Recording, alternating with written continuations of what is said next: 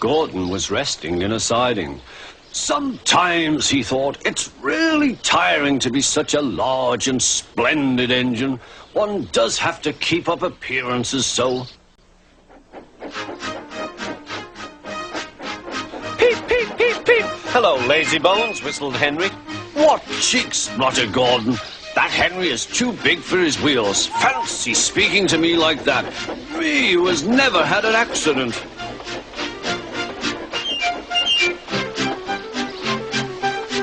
Aren't jammed whistles and burst safety valves accidents?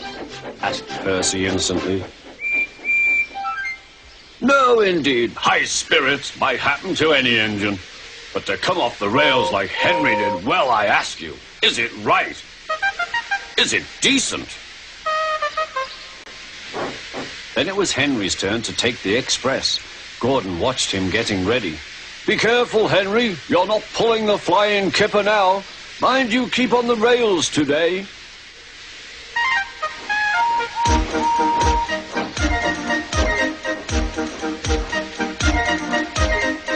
Henry went off in a huff, and Gordon yawned and went to sleep. But not for long. Wake up, Gordon, said his driver. A special train's coming, and where to pull it? Is it coaches or freight cars? Cars, said his driver. Cars, said Gordon. Puh. Gordon's fire was slow to start, so Edward had to push Gordon to the turntable to get him facing the right way. I won't go, grumbled Gordon. Don't be silly, puffed Edward. At last Gordon was on the turntable. The movement had shaken his fire. It was now burning nicely and making steam. Gordon was cross and didn't care what he did. He waited till the table was halfway round. I'll show them, he hissed.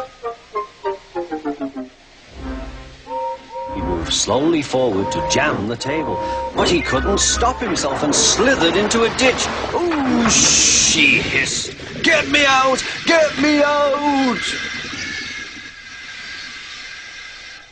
Not a hope, said his driver and fireman. You're stuck, you silly great engine. Don't you understand that? They telephoned, said Topham Hatt. So Gordon didn't want to take the special train and ran into a ditch. What's that you say? The special's waiting? Tell Edward to take it, please. And Gordon? Oh, leave him where he is. We'll get him out later. On the other side of the ditch, some little boys were chattering. Coo, doesn't he look silly? They'll never get him out. They began to sing. Silly old Gordon fell in a ditch, fell in a ditch, fell in a ditch. Silly old Gordon fell in a ditch, all on a Monday morning. Gordon lay in the ditch all day. Oh dear, he thought, I shall never get out.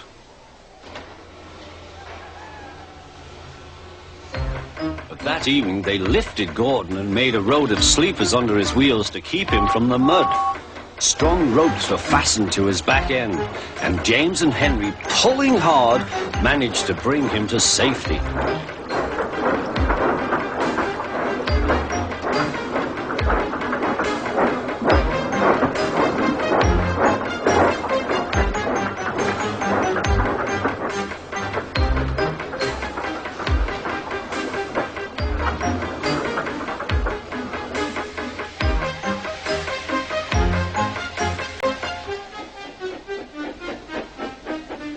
Late that night, Gordon crawled home, a sadder and wiser engine.